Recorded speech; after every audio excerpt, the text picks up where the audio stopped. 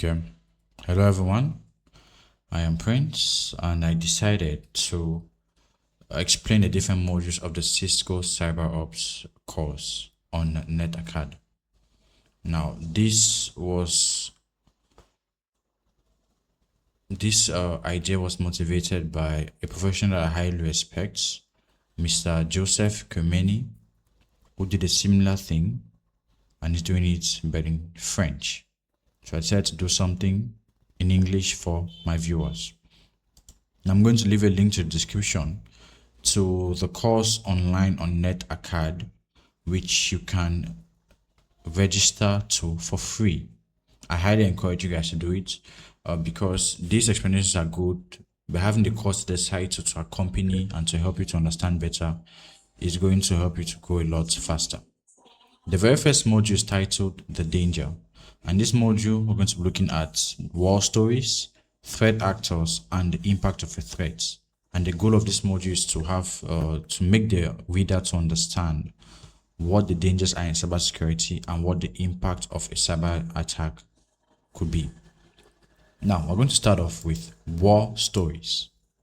Here we have three different levels of entities that are affected. The very first one is hijacked people.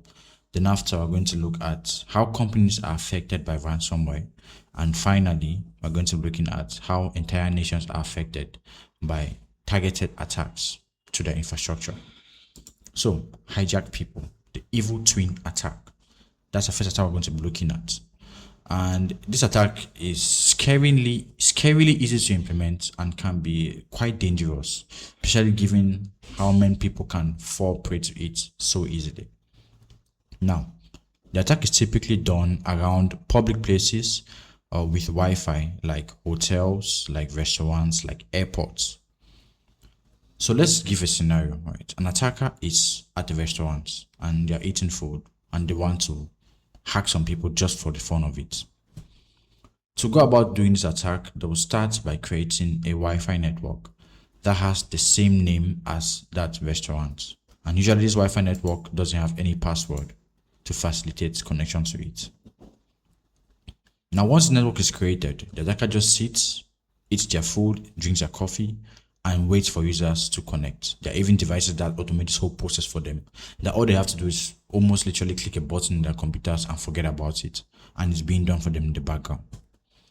So now, after the attacker has created these fake access points,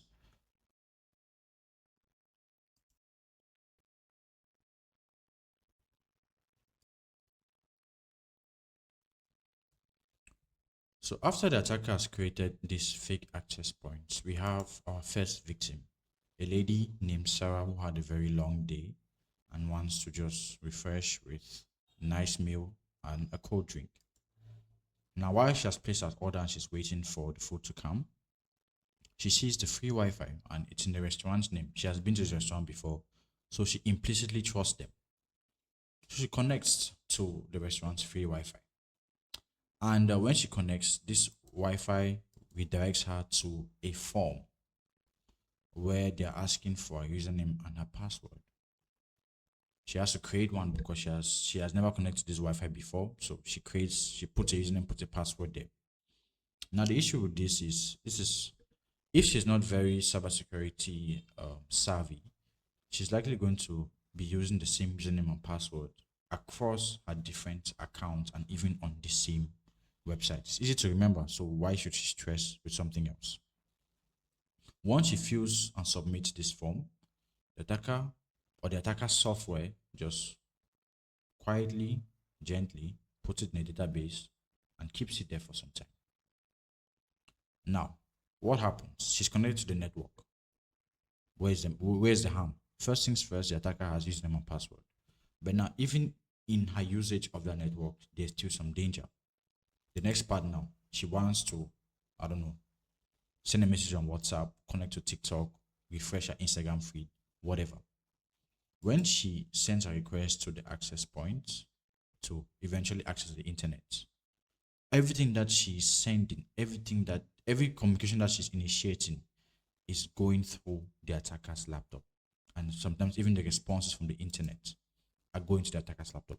That means the attacker has a clear view of what you are doing, who you are communicating with, which messages you're sending, and so on and so forth. And for more modern systems, this traffic is encrypted, but the attacker still knows which websites you communicate with frequently. And if you just make a mistake of using an unsecure website, they will see exactly what you're saying there. But again, you still have your internet access.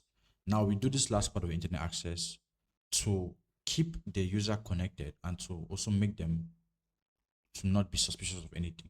Because if they connect to Wi-Fi, they have internet access, they're going to forget about any other things that can come with it. Even cybersecurity professionals can fall into this trap, right? But now, after you've browsed on this network for a while, the attacker knows which website you visit. The attacker also has your username and your password. Don't forget that. So that means that once they have left this restaurant, they can go and in their quiet time connect to the different websites that you visited on their access point using the username and password that you provided. And for many people, this kind of attack is going to work because people don't want to stress too much about usernames and passwords. They use the same thing over and over and over. So that is how people can be affected by cyber attacks. And remember, everything we do is online.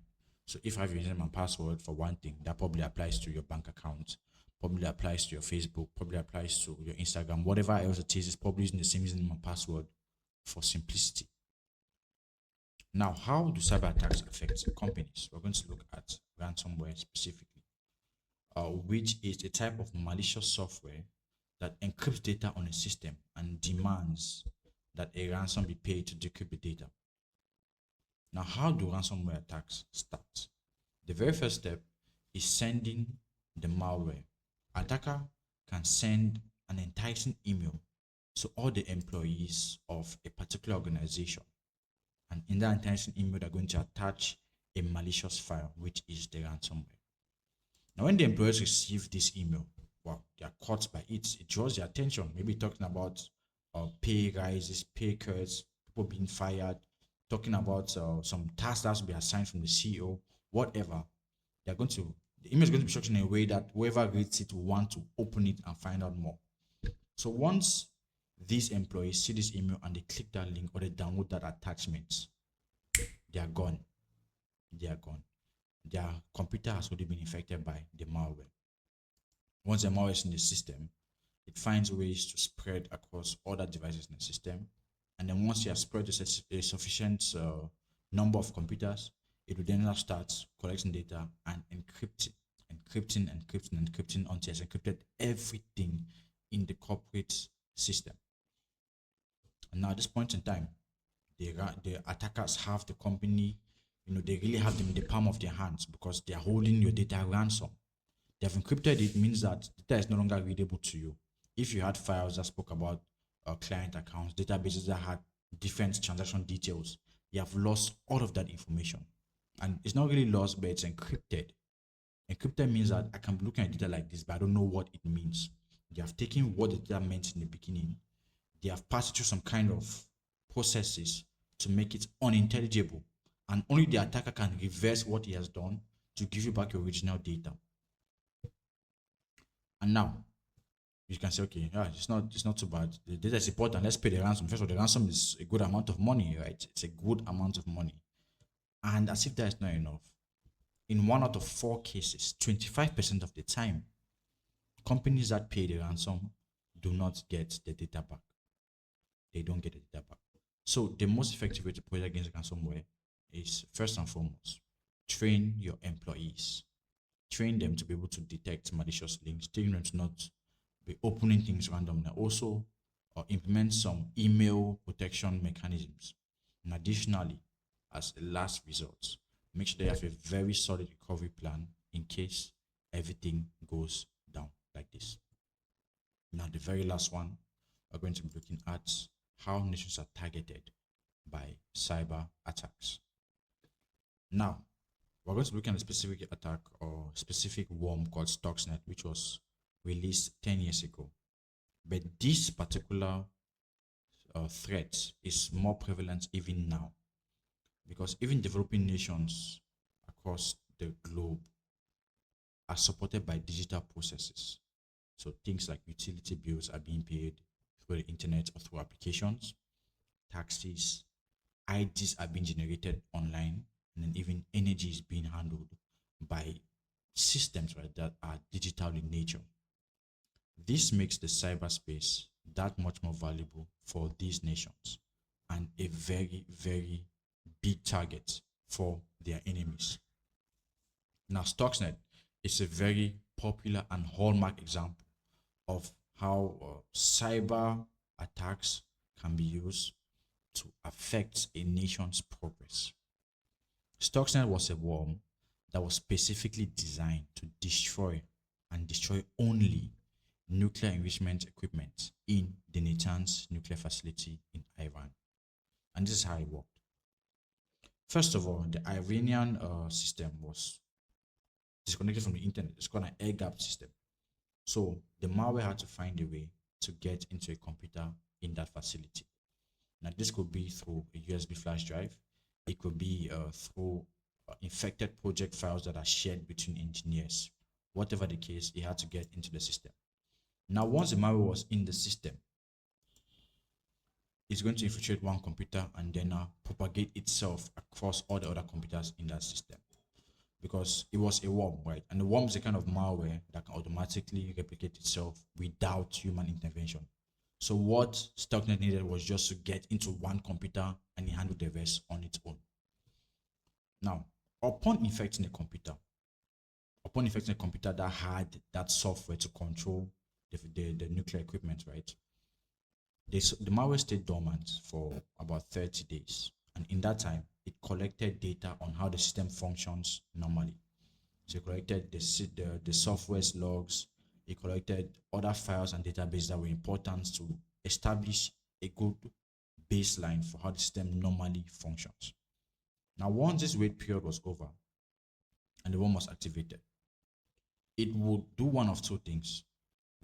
It will make the nuclear equipment to either spin way, way, way faster than they were supposed to, or make them to spin way, way too slow, right? And these abnormal speeds cause pressure to build up in the systems, and this led to damaging and even explosions. Now, the funny thing is, while this worm was destroying these equipments, because people kept noticing that things were failing left and right, we don't understand why. Because while the things are failing, they're looking at their screens, they're looking at the software that monitors these equipment. And the software is telling them that everything is fine, everything is the way it's supposed to be. Because remember, Stuxnet had collected data. So while it is destroying the equipment, it is making the software to present, right? It's modifying the software's databases to show that everything is still okay with the system. And this made it that much harder to detect. And this system or this virus could have been in that system for much longer had it not been particularly aggressive in its infection mechanisms towards the end, and that's what led to it being discovered. Now, this was the first time in history that a software, a cyber weapon, ever had an impact in the physical world. And many take it to be the beginning of cyber warfare, as Stuxnet was at the time groundbreaking, was so complicated and so well written, no bugs, nothing, and so well thought out, that it was safe to assume that it was funded by an entire nation. No way one person could have just made that like that with that level of sophistication. And it was even seen as an act of war. This was back in 2010. We are in 2026 now. And this